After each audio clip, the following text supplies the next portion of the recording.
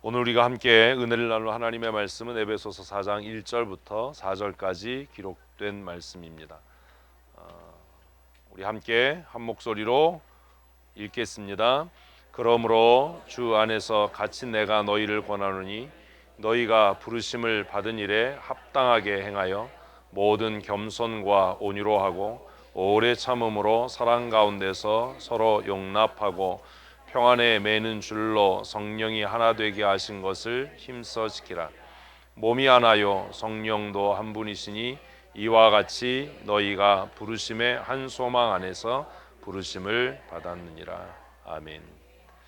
이 본문은 똑같은 제목으로 한번 말씀을 생각한 적이 있는 본문입니다. 너무 중요한 명령이고 또 가치이기 때문에 오늘 감사주일 또 성찬 예배를 통해서 다시 한번 이 본문 말씀을 생각해 보려고 합니다. 이렇게 얘기하지 않으면 여러분들은 처음일 거다라고 생각을 하실 거예요. 전혀 기억을 안 하니까. 제목도 똑같아요. 우리 한번 외치십시다. 힘써 지킵시다. 다시 한번요.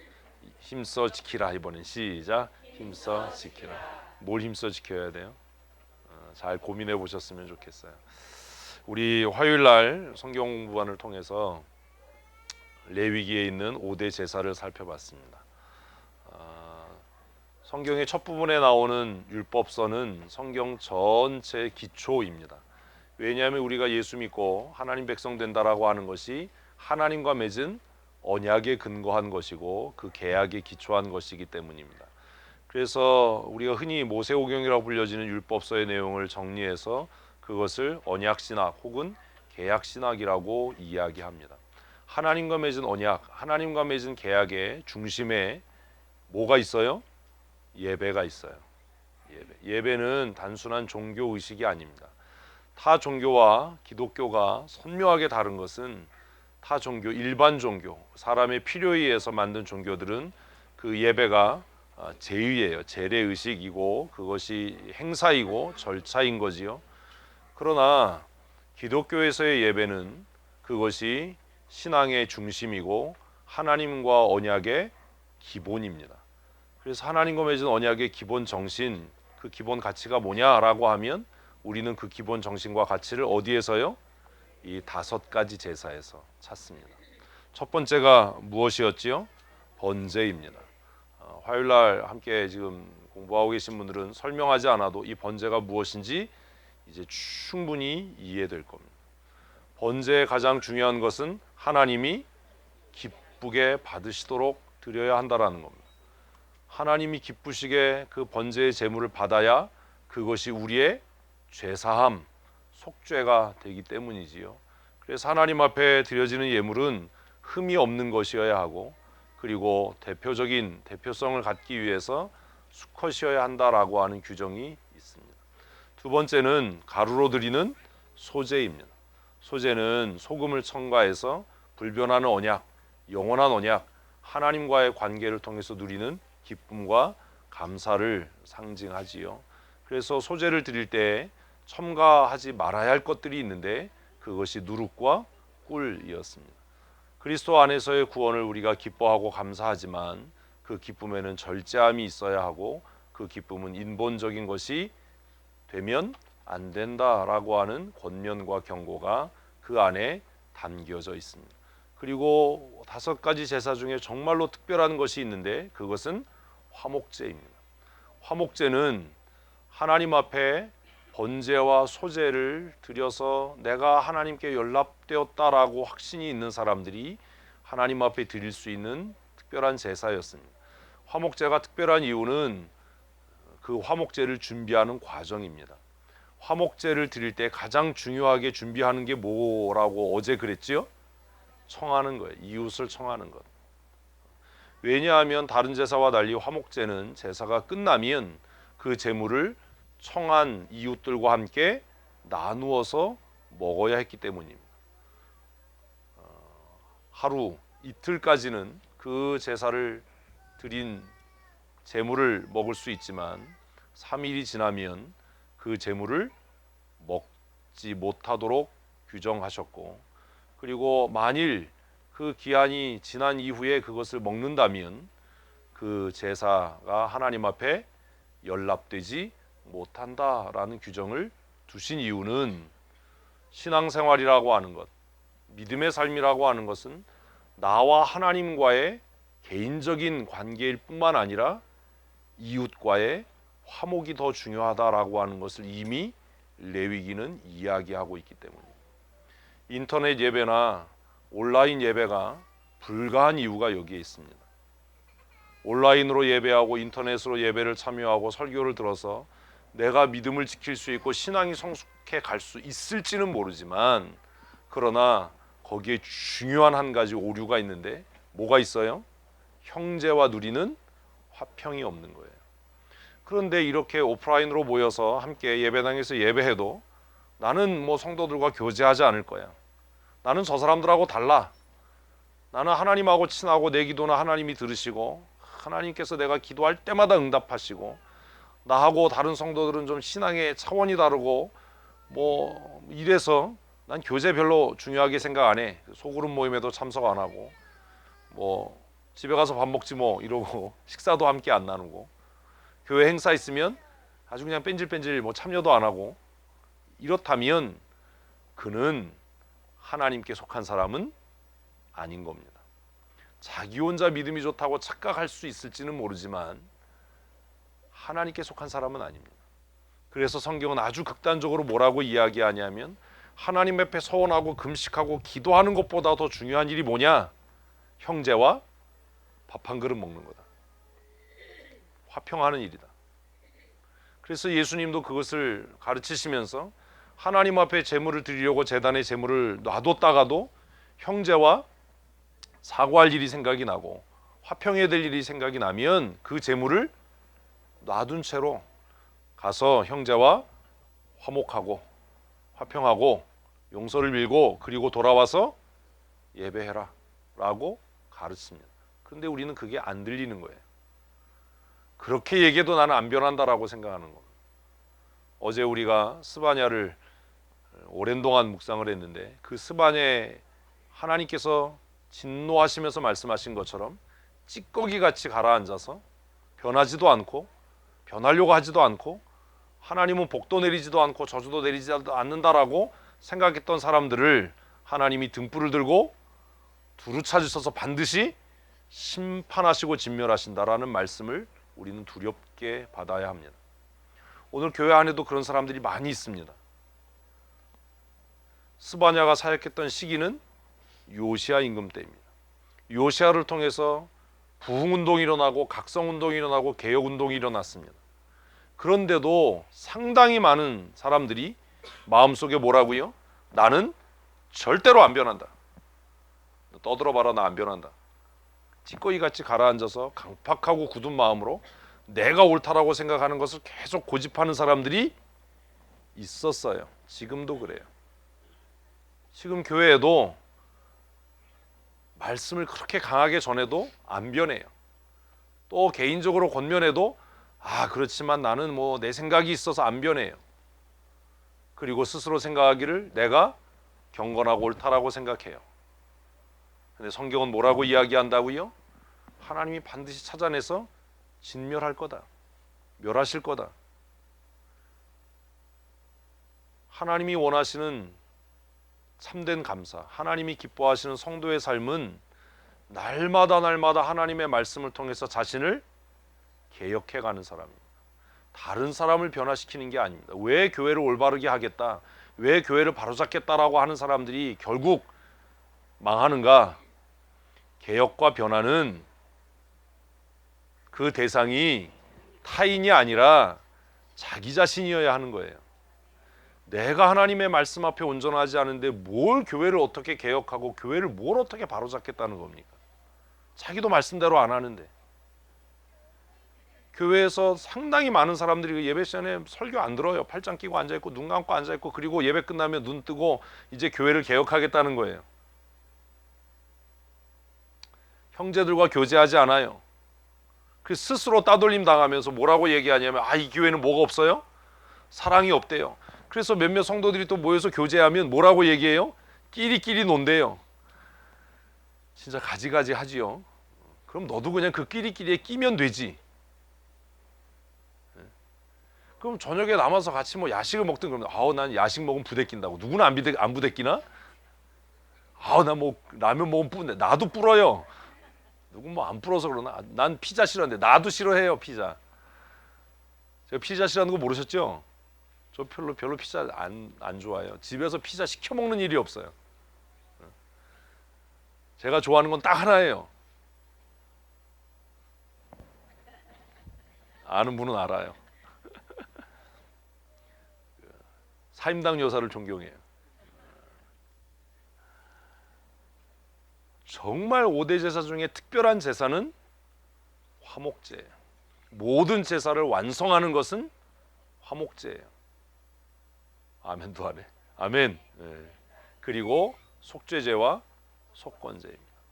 어떻게 형제와 화목할 건가? 그래서 형제와의 관계에서의 화평과 화목은 자기 희생과 자신의 실수를 인정하고 배상하는 것으로 완성되는 겁니다. 그래서 레위기 1장부터 이 5가지 제사를 정말 길게 설명을 합니다.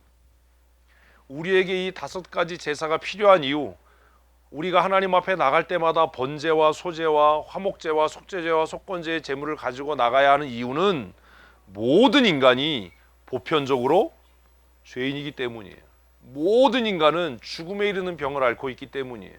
그것을 보편적 죄 혹은 보편적 죽음이라고 이야기합니다.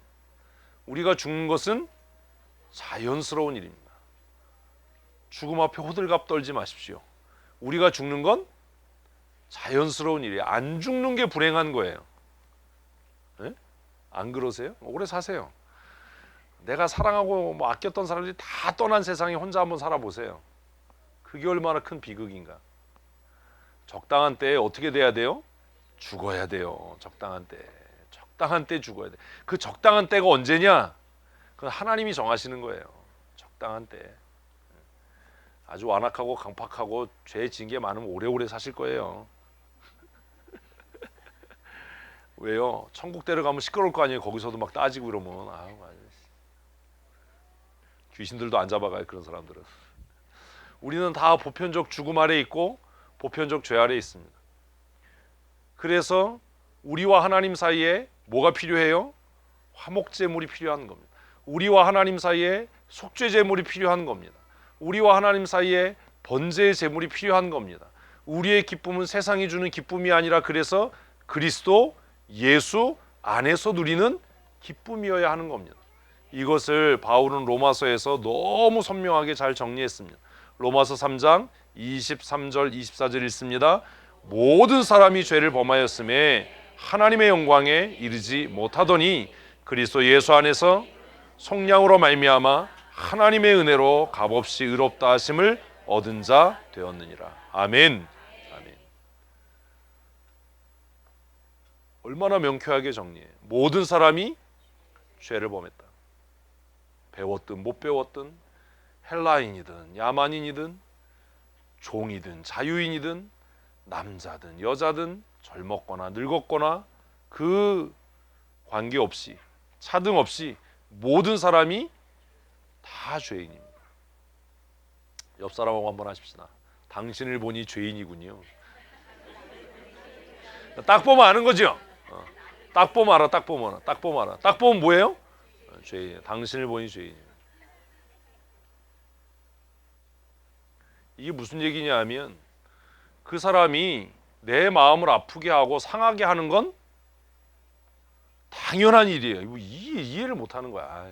다시 한번 옆 사람한테 합시다. 시작. 당신을 보니 죄인이군요. 그거 하려니까 뭐 이렇게 어려워. 시작. 당신을 보니 죄인이에요. 그 사람이 나를 아프게 하고 나를 상하게 하고 나를 해치는 건 당연한 일이에요. 우리는 그게 이해가 안 되니까 어떻게 그럴 수 있어? 어떻게 그 사람이 나한테 어떻게 그럴 수 있기는 당연하지. 왜? 그놈이 죄인이거든요. 또 이제 그 다음 단계를 하셔야 돼요.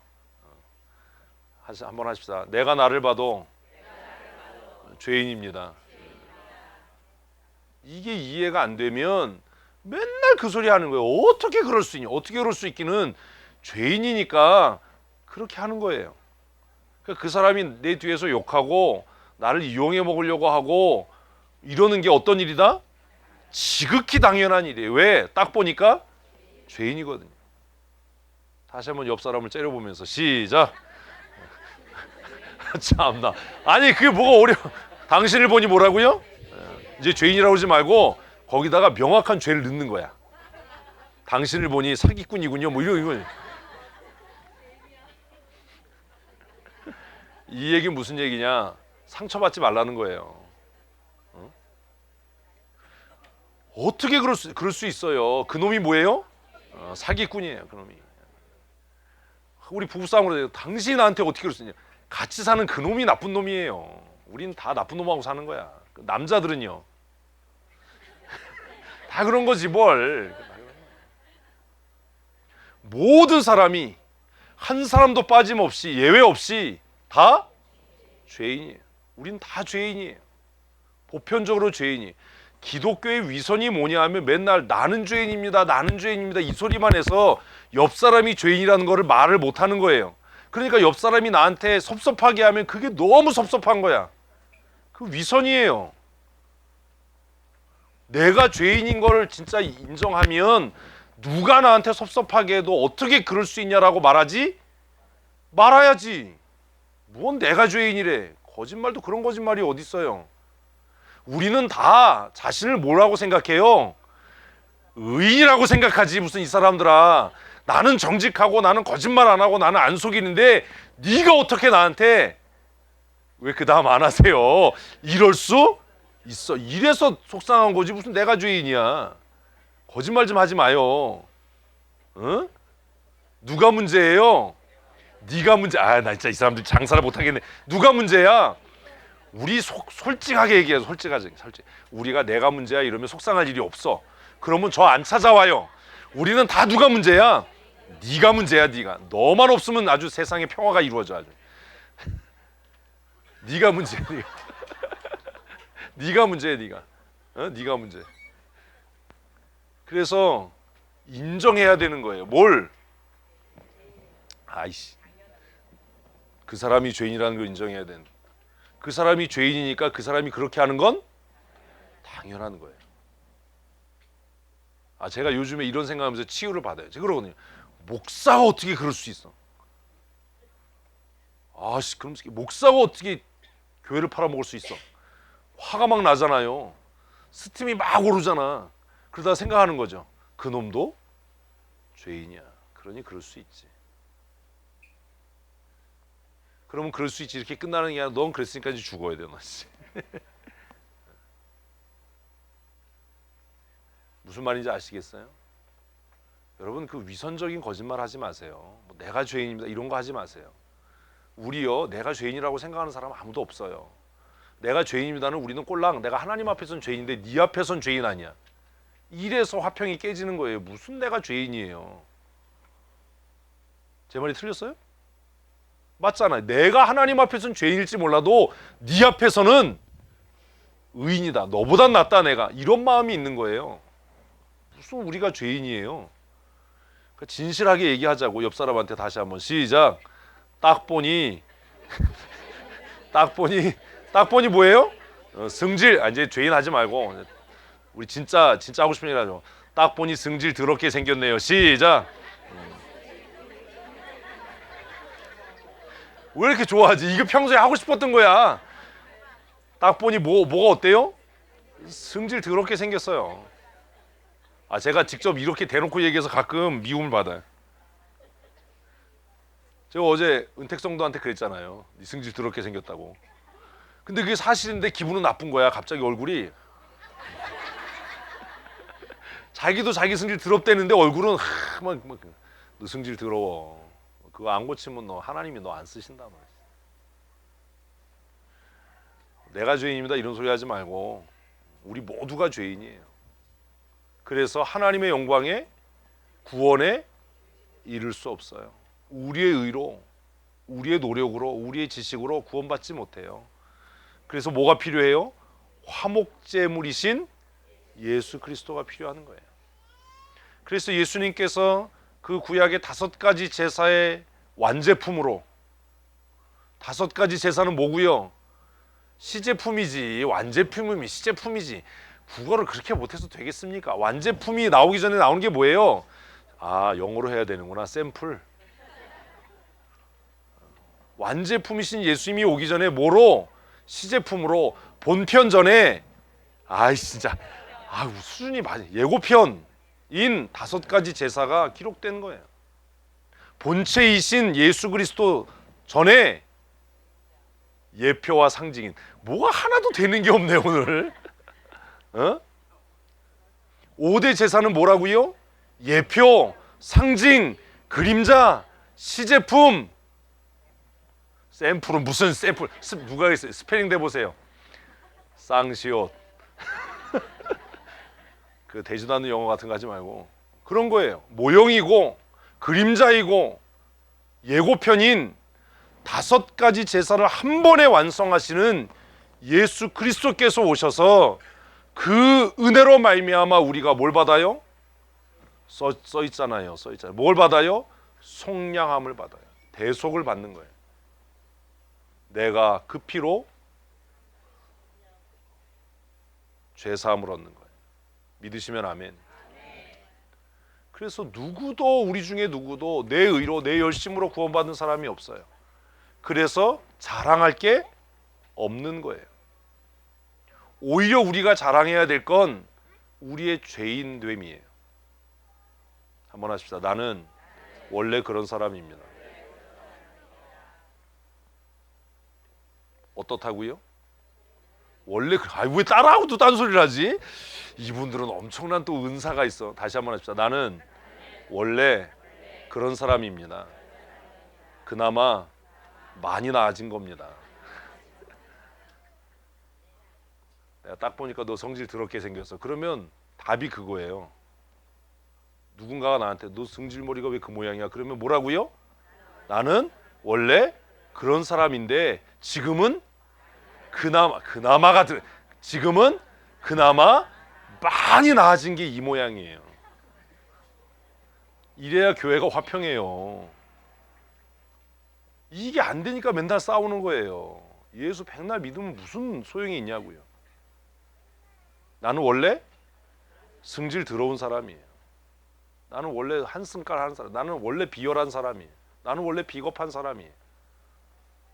나는 원래 열등감이 충만한 사람이에요. 은혜가 충만하지 않고 성령 충만하지 않고 열등감이 충만하고 상처가 충만한 사람이에요. 나는 원래 그런 사람이에요. 그런데 예수 믿고 지금은 그나마 나아진 게 이 모양이에요. 믿는 사람만 아멘. 아멘을 안 해.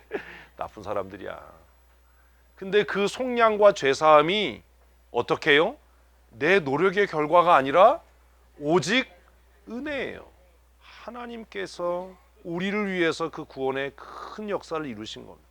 오직 하나님의 은혜로 우리가 의롭다 하심을 입은 거예요. 그나마 나아진 거예요. 그나마. 교회 와서 뭐 거룩한 척 경건한 척 하지 마세요. 얼마나 짜증나고 신경질 나요. 목사들이 왜 스트레스 때문에 죽는지 아세요? 교회에서 엄청 거룩한 척 해야 되잖아요. 집에 가면요, 아씨, 저는 집에서 거룩한 척하고 교회에서 원래 잊지 마셔야 돼요. 바울이 정말 잘 정리한 거예요. 보편적 죄, 보편적 죽음이 뭐냐? 로마서 몇 장? 3장 몇 절에서 23절에서 모든 사람이 죄를 범하여서 하나님의 영광에 이를 수 없었다라고 이야기합니다. 오늘 본문으로 돌아가십시다. 바울은 다메섹에서 예수 그리스도를 만났습니다. 다메섹에서 예수 만나기 전까지 바울은 자기가 의인인 줄 알았습니다. 어려서부터 율법을 배웠고 율법을 알았고 그 율법을 지켰기 때문에 나는 하나님 앞에 의로운 사람이다. 그런데 이 사회를 어지럽히고 하나님의 구원의 은혜를 속되게 하는 예수 믿는 놈들을 잡아 죽여야 한다라는 열심으로 다메섹으로 가다가 그곳에서 살아계신 예수 그리스도를 만납니다. 그리고 그는 그 사건을 통해서 삶이 전적으로 변화되지. 이제는 복음을 위한 삶. 이제까지 내가 알았던 모든 지식은 배설물과 같은 것, 그리스도를 아는 지식이 가장 고상한 것, 십자가의 도가 내게 생명이라는 것을 그는 깨닫고 최선을 다해서 복음을 전합니다. 그러다가 결국 옥에 갇혔어요. 옥에 갇혀서 쓴 편지를 우리는 옥중서신이라고 하고, 그 중에 하나가 오늘 본문인 에베소서입니다.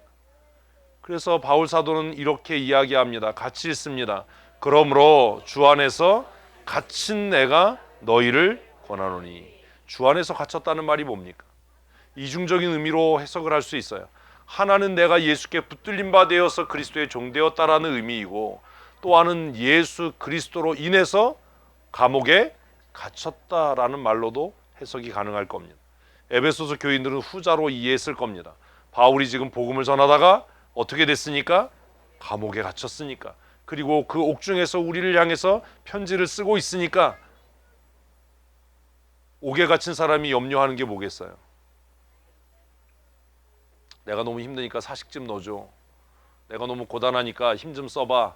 내 구명을 위해서 활동해봐. 뭐 이런 것이어야 되는데, 바울은 그 옥중에서 간절한 마음으로 성도들에게 간청하는 것이 있었어요. 그래서 뭐라고 이야기합니까? 너희를 권한다. 너희에게 권면한다. 뭘 권면해요? 같이 읽습니다. 너희가 부르심을 받은 일에 합당하게 행하여. 부르심을 받은 일에 합당하게 행한다는 게 뭐예요? 대답을 하셔야 돼요. 부르심을 받은 일에 합당하게 행한다는 게 뭡니까? 뭐가 부르심을 받은 자의 삶에 합당한 삶입니까?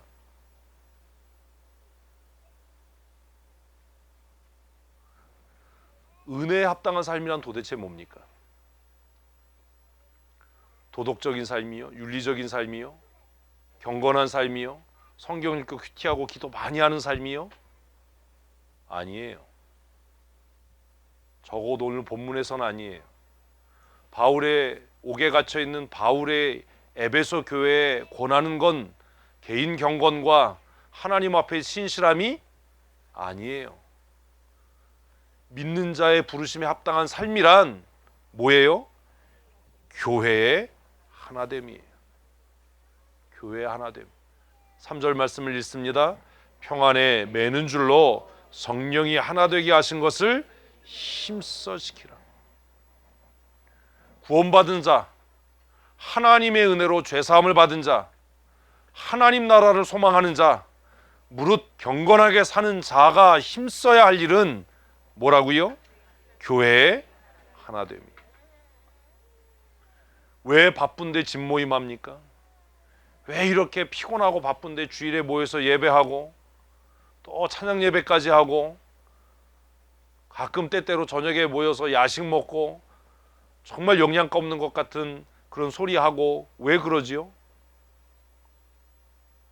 사실 그게 뭐 해가는 일이에요? 교회의 하나됨을 이루어가는 일이에요. 어제 바쁜데 뭐하러 모여서 스바냐 공부합니까? 그 스바냐 공부해서 뭐합니까? 근데 또 너무 어렵잖아요. 그죠? 어렵긴 무슨. 앉아있는 여러분들이 뭐가 어려워요? 서 있는 저만 어렵지. 그 왜 합니까? 사실 성경을 배우려고 하고 성경을 해석하는 것, 그것도 중요한 일이지만, 그렇게 모여서 성경을 공부하고 김밥 먹고 라면 먹고 시간을 보내는 일이 뭘 위한 일이에요? 교회 하나됨을 이루어가는 일이에요. 나는 성경 몰라도 돼. 난 바빠. 안 바쁜 사람 어디 있어요? 안 바쁜 사람이 어디 있냐고. 어제 그 성경 공부하고 나서 12시 넘어서까지 서재 있다가 집에 들어갔는데 안 바쁜 사람이 어디 있어요? 요즘에 그냥 매일 그냥 회의 가야 되고 그냥 막 이러는데, 모이자고 그러면 막 저도 싫잖아요. 요즘에 코로나 때문에 예배 안 모이니까 제일 행복한 사람들이 목사님들이. 여러분들은 목사님이 자꾸 모이라고 해서 힘들었는데, 그렇게 모이라고 하는 저는 얼마나 힘들겠어요. 왜 그렇게 하겠어요? 그런 모든 것들이 단순하게 성경을 배우고 뭐 라면을 한 그릇 먹고 햄버거를 하나 먹고 순댓국밥을 한 그릇 먹고 커피를 한 잔 마시고 그것이 목적이 아니라 그런 일들을 통해서 교회가 뭐 되는 것? 하나 되는 거예요. 그 하나됨을 위해서 뭐 해야 돼요? 노력하지 않으면 안 돼요. 힘써야 되는 거예요. 지난 목요일에 우리 시찰 목사님들하고 다 불러가지고 주문진 다녀왔어요. 사실 시찰회에서 이렇게 뭐 봄 가을로 야유회를 하고 이래야 되는데 올해 뭐 코로나 때문에도 뭐 얘기도 없고 목사들 다 지치고 힘들고 이런데 생각하다가 그냥 이렇게 상반기를 보내면 안 되겠다. 뭘 하나 걸어야 되겠다. 그래서 윤종창 목사님 아들이 결혼했으니까 당신은 혼주. 또 마침 때 맞춰서 김원중 목사님 어머니가 돌아가셨어요. 넌 상주. 그리고 철원에 계시는 김철원 목사님은 영원한 물주. 그래가지고 제가 선배 목사님들 주머니를 털었어요. 자원하는 만큼 내시오.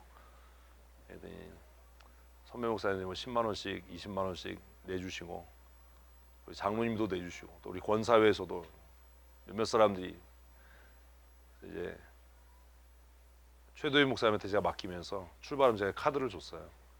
어차피 모자랄 것 같으니까 남은 건 다 내가 알아서 할 테니까 카드로 써라. 갔다 와서 계산을 쫙 해보니까 하루 동안 30명이 180만 원을 썼어요. 대단하지요? 엄청 먹어댄 거예요. 그냥 다 찬조 들어온 거 다 뭐 이렇게 계산하니까 제가 한 5, 60만 원을 쓴 것 같아요. 왜 합니까? 그거 왜 하지요? 제가 뭐 돈이 남아 돌아서 그러나요? 뭐 하지 않으면, 힘쓰지 않으면, 희생하지 않으면, 누군가 애쓰지 않으면 뭐는 안 돼요? 하나 되는 일은 안 돼요. 말로 교회 하나됨을 위해 힘씁시다. 우리 교회 하나됨을 위해 기도합시다. 여러분, 기도해서 되는 일이 있고 기도도 하고 헌신도 해야 되는 일이 있는 거예요. 퇴근하고 집에 왔더니 아내가 밥을 안 하고 기도하고 있어. 뭔 기도요? 밥이 되게 해주세요. 막 타는 내가 나왔어. 뭐냐 했더니 하나님 후라이팬에 고등어가 돌아 눕게 해주세요. 이런 기도를 하고 되냐고. 될 수도 있지. 기도하고 우리가 행해야 될 일이 있는 거예요. 교회들이 힘들어지고 목회자들이 지쳐가고 낙심해가고 이런 상황에서 어떻게 교회가 하나 될 수 있을까? 후배들이 그래요. 목사님 걱정이 없겠어요. 저한테 그래요.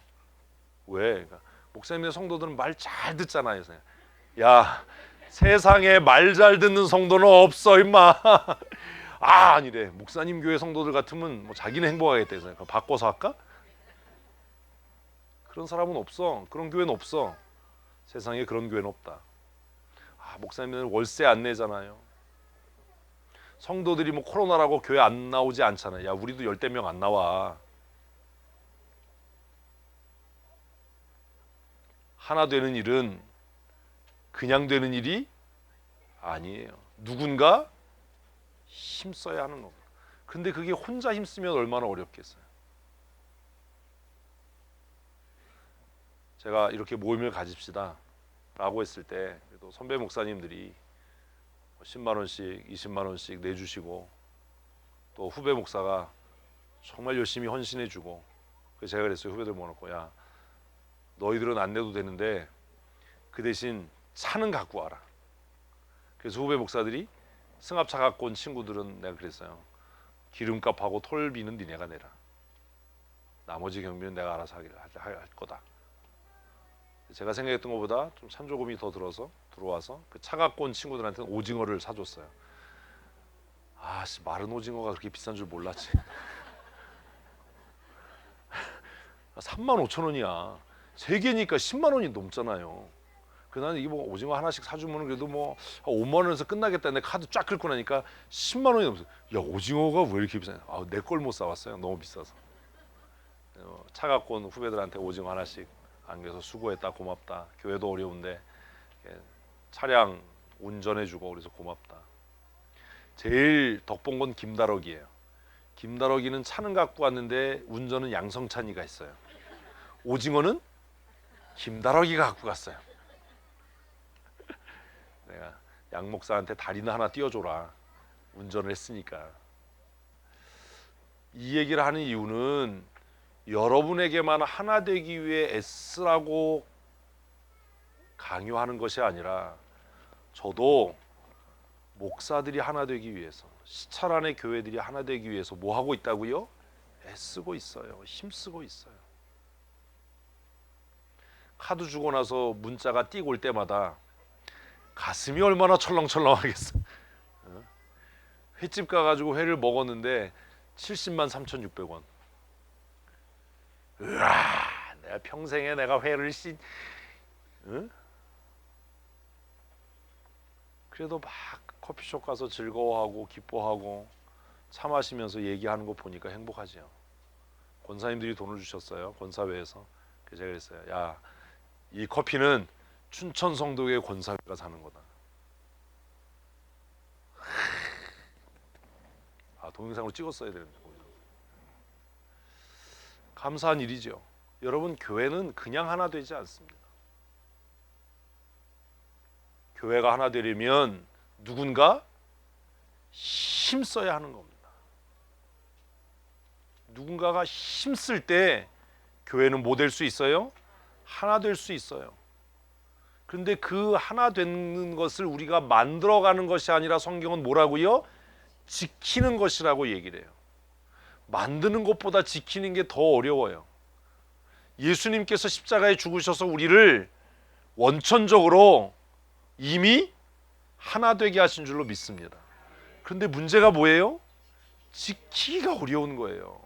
너무 개성이 다양하고 옆에 앉아있는 그놈이 죄인이고 나도 죄인이어서 늘 싸움이 끊이지 않고 갈등이 끊이지